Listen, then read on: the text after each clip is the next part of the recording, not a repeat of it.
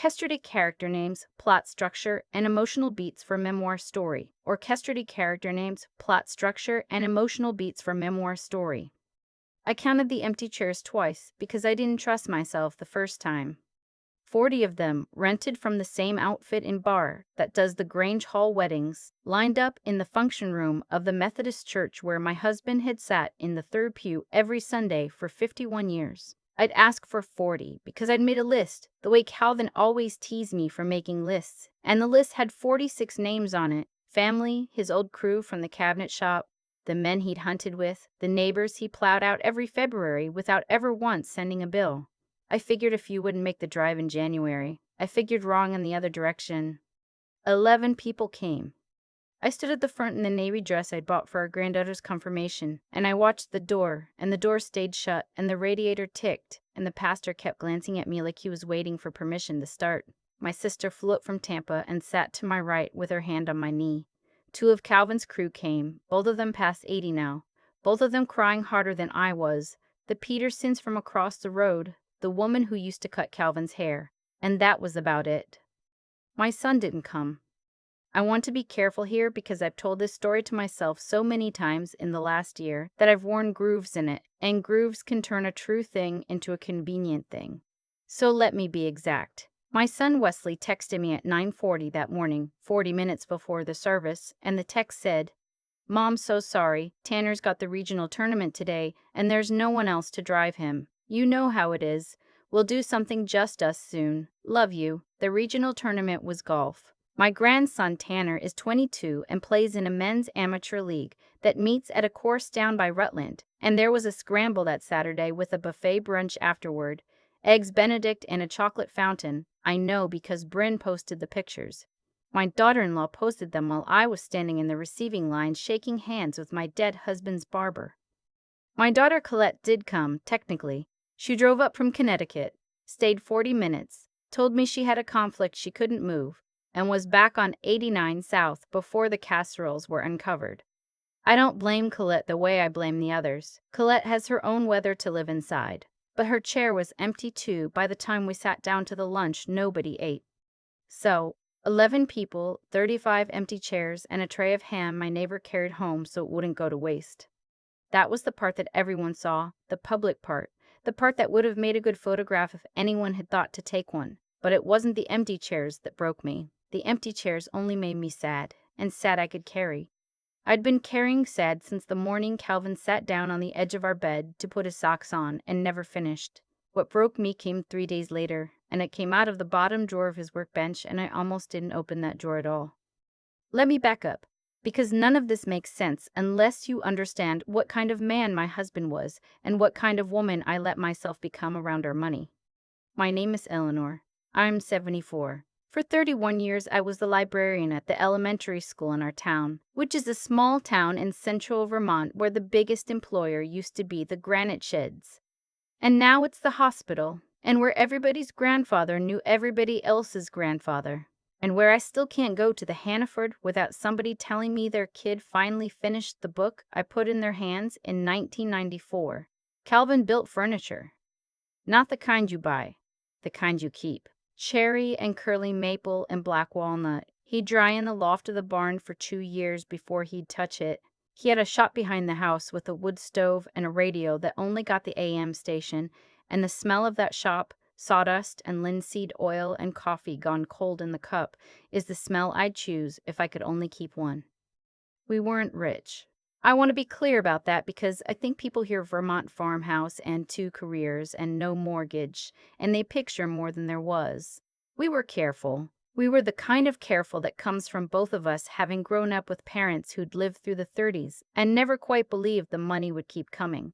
We paid the house off in 2003, and Calvin walked around for a week looking like he'd been let out of jail. He had a pension from the years he spent at the furniture company before he went out on his own, and I had mine from the state, and there was Social Security, and there was a CD ladder that Calvin managed with a yellow legal pad and a mechanical pencil, and there was the life insurance term that he'd taken out when the kids were small, and somehow never let lapse. When he died, there was enough. Not a lot. Enough. Enough for me to live in that house until they carried me out of it. enough to fix the roof when the roof needed fixing, enough to leave something behind. And oh, did our son need something left behind, needed early and needed often.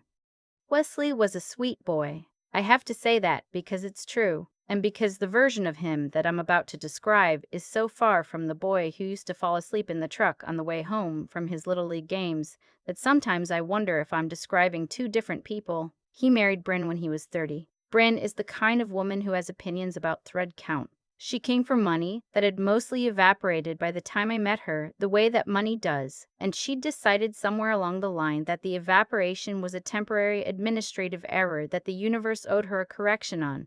Wesley appointed himself the universe. It started the way it always starts, with things that look like love. Their first winter together, the furnace went in their rental, and Calvin and I covered it, $2,000, and we were glad to, because that's what you do. Then it was the down payment on the house, the real house, the one in the development outside town with the granite countertops and the bonus room, the house that cost more than ours had ever been worth and came with a mortgage payment that I could see even then. Sitting at our kitchen table while Wesley slid the numbers across to me was going to be a stone they'd carry uphill forever. Calvin didn't want to do it. I remember that. Calvin sat in the shop that night and didn't come in for supper, and when he came in, he said, "El, if we give them the legs, they'll never learn to stand." And I told him he was being hard, and I won, the way I usually won when it came to the kids, and we wrote the check. I won a lot of those arguments. I've thought about that more than I want to. After Wesley got the down payment, the asks didn't stop. They just changed shape. Tanner needed travel hockey, then travel hockey turned into a golf membership when the hockey didn't pan out. The minivan needed a transmission. Bryn's mother got sick down in Massachusetts, and somebody had to fly back and forth, and it wasn't going to be Bryn's brother, who'd checked out, so we covered the flights.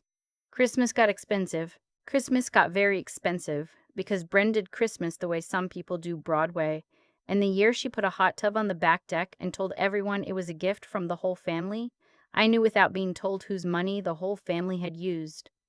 I kept a separate checking account. I'd had it since before we were married, my teaching money, my own little stubborn account, and somewhere in there it became the family account without anyone ever calling it that. Wesley had the login. Bryn had a debit card off it for emergencies.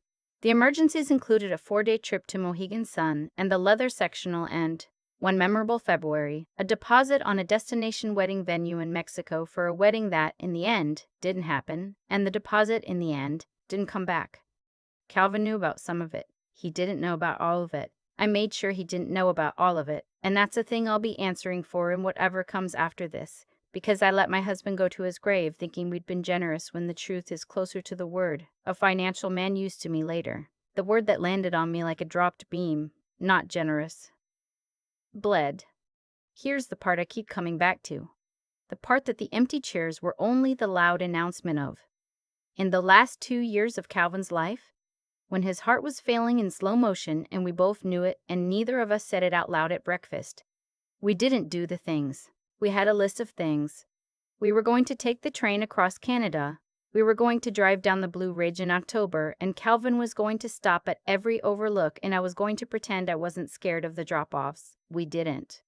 We didn't, because every time there was money for the things, there was a more urgent claim on it. A roof on the development house, a semester of community college. Tanner enrolled in and quit, a bridge loan to Wesley, that the word loan was doing a lot of unearned work in. I told myself we had time. I told myself the trips would keep. They didn't keep. Nothing keeps. I learned that on a Tuesday morning in June with one of his socks still in my hand. So that was the soil all of this grew out of. Now, the drawer. After the memorial, after the 11 people went home and my sister flew back to Tampa, I had to do the thing nobody warns you takes the longest, which is the paperwork of a person. The death certificates, 10 copies, because every institution wants its own and none of them will share. The Social Security call, the pension office, and the workshop, which I've been avoiding the way you avoid a room where the phone might ring with the worst news, because the workshop was Calvin, more than the bedroom even, more than his side of the closet. I went out there on a gray afternoon with the idea that I'd just turn the heat off and check that he hadn't left the glue out. That was all I meant to do. The shop was cold, and the radio was still tuned to the AM station, and there was a chair on the bench, a rocking chair, half finished, the curved runners clamped and drying, the seat not yet carved. I knew who it was for. He told me back in the fall, when he could still climb the loft stairs, that he was making a rocker for Hazel's graduation, that he wanted her to have something of his to put a baby in someday. And he'd said it so plainly, so without drama, that I'd just nodded and gone back to my crossword. And now here it was, clamped and waiting, and the man who knew how to finish it was in the ground at the Hope Cemetery under a stone his own crew had cut. I sat down on his stool and I cried the way you cry when nobody's home, which is the only honest way. And when I was done, I started opening drawers, because I needed something to do with my hands, and the bottom drawer of the workbench stuck the way it always stuck, and I yanked it. And inside was a metal box, an old dovetailed cigar box, the kind he kept screws in, except this one didn't have screws. It had letters, and it had a ledger. The ledger first, because the ledger is the part that took my legs out from under me. It was a green accountant's pad, the kind with the columns, and in Calvin's careful pencil, the same pencil he used on the CD ladder, was every dollar we had given Wesley and Bryn since 2009. Every one. Dates, amounts, a little note in the margin for each. Furnace, down PMT. Transmission, loan, W said 6 Mas. He'd even ruled a column for the ones that were supposed to be paid back, with a heading I had to read 3 times before it went in. The heading was returned. The returned column was empty all the way down, page after page, year after year, and at the bottom of the last page, double underlined, a total. I'm not going to tell you the total. I've decided that's between me and Calvin and that pencil. I'll only tell you that it was more than the development house had cost. It was more than our own house was worth. It was, near as I could figure standing there in the cold, the train across Canada, and the Blue Ridge, and the new knee my husband kept putting off, and about 9 other lives we could have lived, all of it written down in a hand so steady you'd never know the heart making it was running out of beats.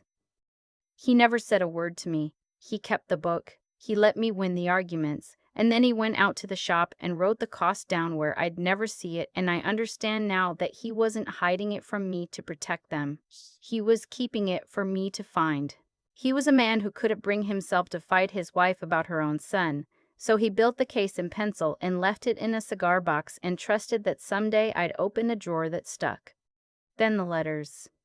There were 9 of them, and they were addressed but not stamped, and they weren't to me. They were to the family, written over the last 2 years, one by one, never sent. Some to Wesley, 2 to Tanner, 1 to Colette, 1, the longest, to Hazel. I read all of them sitting on his stool with my coat on. I'm only going to tell you about 2. The one to Wesley wasn't angry. I think I wanted it to be angry, reading it. I think part of me needed my husband to have been angry on my behalf, even if he never showed it. It wasn't. It was a father trying to figure out where the off-ramp was on a road he'd helped pave. Son, it said, I keep waiting for you to ask me how I'm doing. Not how the accounts are doing, how I'm doing. I'm 76 and my chest hurts when I climb to the loft, and I'd give the whole shop to hear you ask. He never sent it. Wesley never asked. Calvin climbed the loft anyway, to dry the maple for a rocking chair for the one grandchild who did ask. The one to Hazel I won't quote because it's hers, and I gave it to her, and what a grandfather says to a granddaughter in a letter he didn't live to send is not mine to put in anybody else's mouth.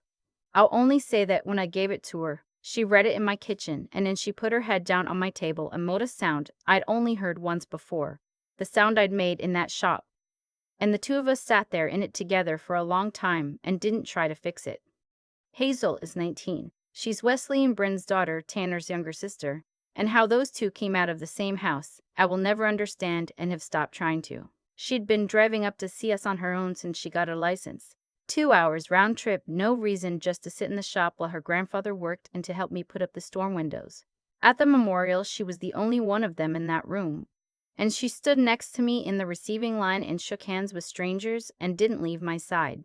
And when she saw her father's empty chair, she didn't make an excuse for him. She just took my hand. She'd skipped the golf brunch. There'd apparently been words about it in their house, I learned later. Words about how it looked for the whole family not to be represented. As if Hazel's showing up alone wasn't representation. As if grief were a public relations problem. I drove into town the next Monday, and I made an appointment at the credit union. I'd banked at the same credit union for 40 years, and I knew half the tellers by their kids' names, but I'd never once sat down at the desk with the man who managed accounts. His name was Dennis, and he was younger than my son, and he had a way of not talking down to me that I noticed because so few of them have it anymore. I told him I wanted to see everything, every automatic transfer, every recurring payment, every card with my account number behind it. He printed it out and slid it across the desk the way Wesley used to slide the numbers across my kitchen table. Except this time, the numbers were the truth instead of a request.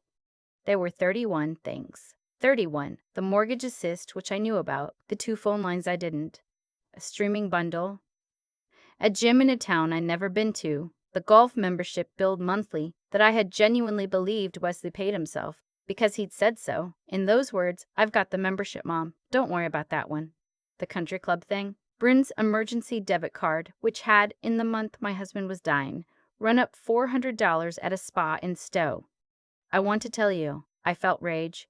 I think people want me to have felt rage because rage is clean and it makes a good story. What I felt was closer to the cold you feel when you've been outside too long and stop shivering, the dangerous kind, the kind that feels like warmth. I felt very calm and very far away, and I heard myself ask Dennis to stop all of it. Not pause. Stop. Cancel the transfers, remove the authorized users, close the card. He asked me gently, the way Marcus's whole job is to ask gently, whether I wanted to give anyone notice first. And I thought about the ledger with the empty returned column, and I thought about 40 empty chairs, and I thought about a man writing letters he was too kind to send, and I said no. They'd had 16 years of notice, they just hadn't been listening to it. It took an hour. When I left, the cold outside was the same cold I'd brought in with me, and I sat in the Buick in the credit union lot, and for the first time since June, I didn't feel like I was carrying Calvin's coffin by myself. I felt like he grabbed the other end. The first call came 9 days later, and it was Brennan.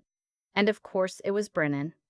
"Eleanor," she said, and her voice had that bright, strained quality, like a wire pulled too tight. "There's been some kind of glitch. The card got declined at the orthodontist, and I just about died of embarrassment. Can you call your bank and sort it out?" "It's not a glitch," I said. "I closed it." The silence, on the other end, was a whole conversation by itself. I could hear her recalculating. Okay, did something happen? Are you having trouble? Because if you're confused about the finances, Wesley can come over and."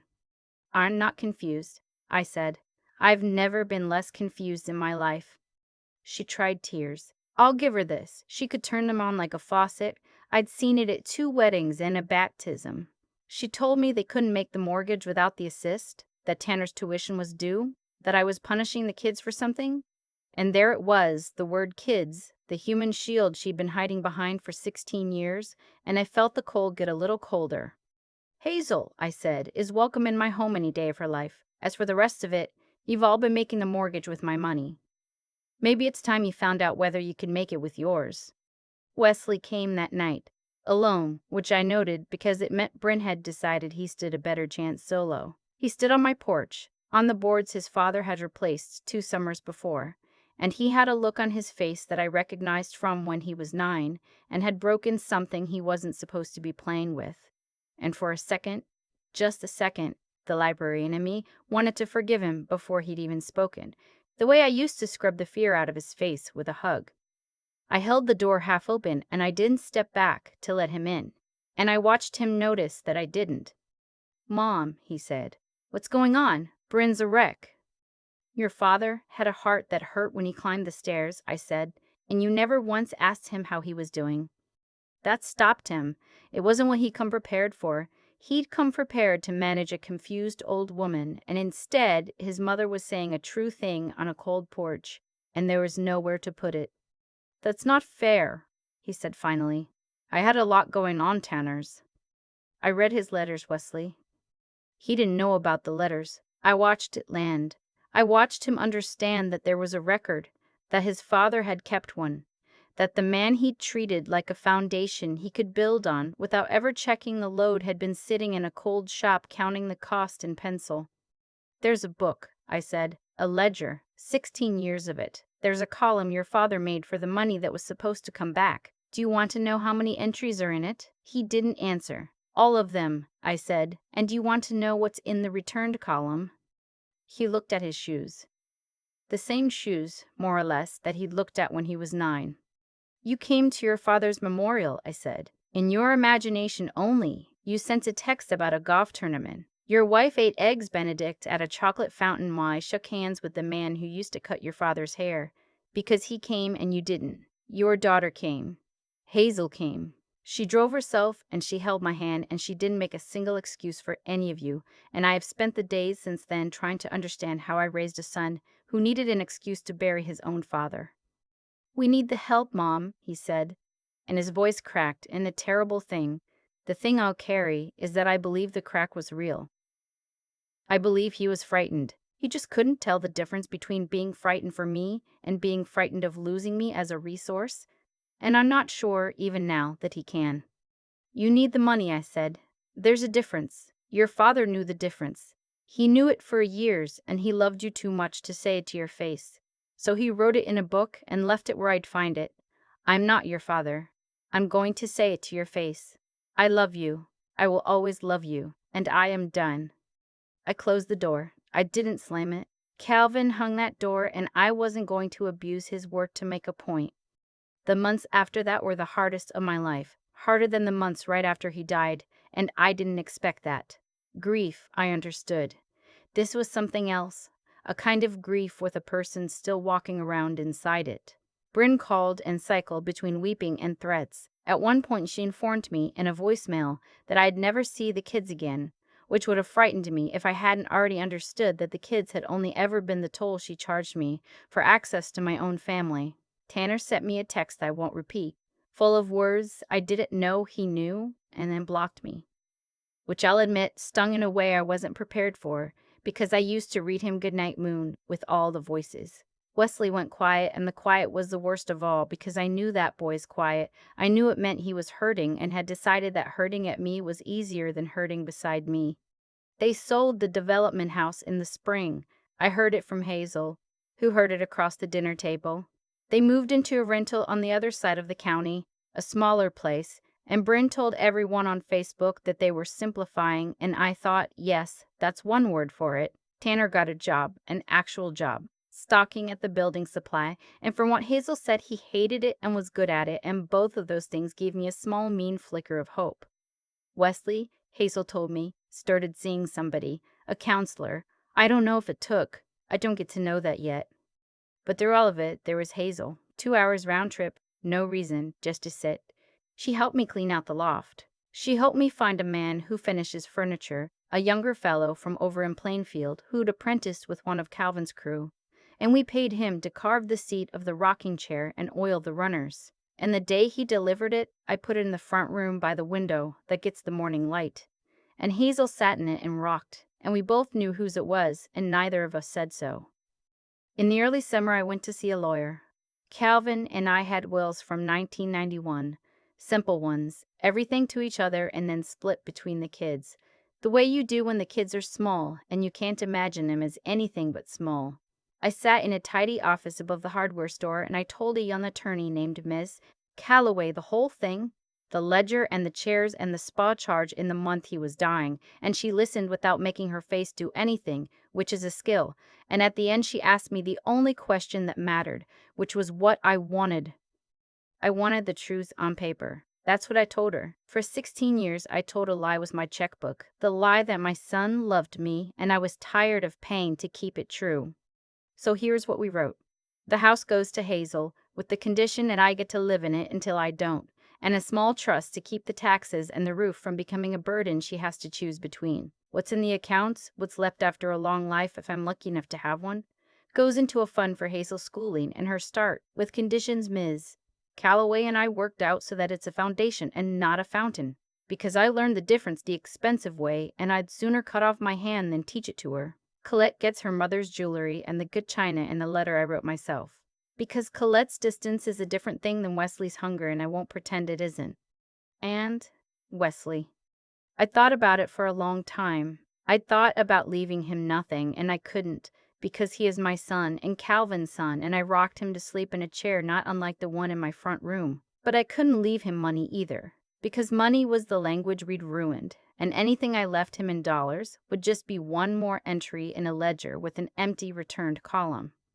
So Wesley gets the rocking chair, the one his father was making when his heart stopped. Finished now, oiled, the runner's true. And with it, in the cigar box, the letter Calvin wrote him and never sent. The one that asks how he's doing and means it. That's his inheritance. A chair his father built and a question his father died wanting to ask. It's worth more than anything in the accounts, and it can't be spent, and it can't be put on Facebook. And if there's any of the boy I rocked to sleep left inside the man, it will be the most valuable thing he's ever been given. And if there isn't, it'll be a chair. In either way, I'll have told the truth. It's been a little over a year now since the 11 people and the 35 empty chairs. I fixed the roof, the real one, the one we kept putting off, and I had a man come look at the train across Canada, and I'm going in September by myself with a window seat, and I'm going to watch the country go by and tell Calvin about it out loud the way I tell him about everything now. The garden and the new finished sky and the way the rocker creaks in exactly the spot he'd have planed down if he'd had one more afternoon. The phone rang last week. Wesley's name on the screen. I let it go, and a voicemail came, and it was short. Hey, Mom. I don't want anything. I went through some things in therapy, and I owe you about 100 apologies, and I don't know where to start. I miss Dad. I miss you. Maybe I could come up and just sit in the shop sometime. You don't have to answer. I've listened to it 4 times. I haven't called back. Maybe it's real. Maybe it's another angle. 16 years teaches you to check the wiring before you trust the light. But I noticed something, listening the 4th time, that I hadn't the first 3. He said the shop. Not the house, not the accounts, not the will, which he's never once asked about and which I half expected to be the first thing. The shop, the cold room with the AM radio where his father wrote letters he couldn't send. Maybe that's nothing. Maybe it's the off-ramp Calvin spent 2 years looking for, showing up a little late, the way Wesley always showed up. I don't know yet. What I know is this. I spent the best years I had left buying a feeling I could have had for free from the one granddaughter who drove 2 hours for no reason at all. I know that the people who love you don't itemize it, and the people who itemize it were never loving you. They were running a tab. I know my husband died with a question in his chest because he loved his son more than he loved his own honest mouth, and I have decided not to make the same trade. If you're out there writing the checks and telling yourself it's love, telling yourself the column marked returned will fill in someday if you're just patient enough, just generous enough, just quiet enough, I want you to go find the drawer that sticks. Open it. Read the total. It's never too late to stop paying for a chair at a table where they've already left your seat empty. I'm 74 years old, and I've got a window seat to Canada, and a rocking chair in the morning light, and a granddaughter who calls just to talk, and for the first time in 16 years, the only name on my accounts is mine. Looking back, I can draw a straight line from the very first check Calvin and I wrote to the 35 empty chairs at his funeral, and the whole line is made of moments where I mistook giving for loving. I covered the furnace, then the down payment, then a golf membership. My son swore up and down he paid himself, and every quiet thing I handed Wesley taught him the same lesson, that I was a resource, not a mother. Causes have children of their own. You cannot water a person's entitlement for 16 years and then act shocked at what comes up in the spring. The empty chairs weren't a mystery. They were a receipt. What I had wrong was never the generosity itself. Generosity isn't the flaw.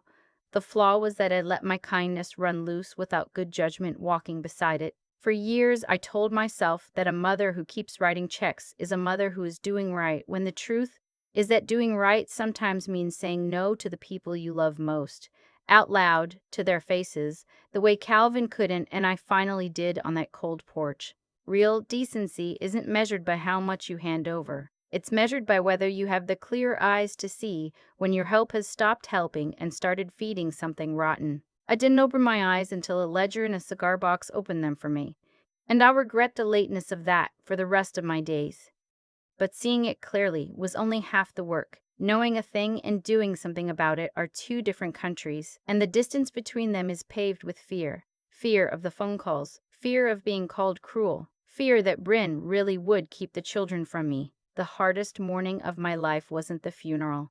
It was the drive to the credit union when I had to find the nerve to cancel 31 payments and mean it, knowing the storm it would bring down. Strength like that doesn't arrive in a flash. You build it one stubborn decision at a time, and then you keep standing in it while people who depended on your weakness call you confused and selfish and worse. Hazel is the proof of everything I'm trying to say. She gave love for 16 years without ever once charging me for it, and that's exactly why her grandfather's chair sits in her future and not her brother's. Love that asks nothing is the only kind that earns everything. So if you take one thing from an old woman who learned it too slow, be good, but be wise enough to see who's using your goodness, and be strong enough to close the account when the truth finally shows you the empty column. It is never too late to stop paying for a seat at a table where they've already left yours empty.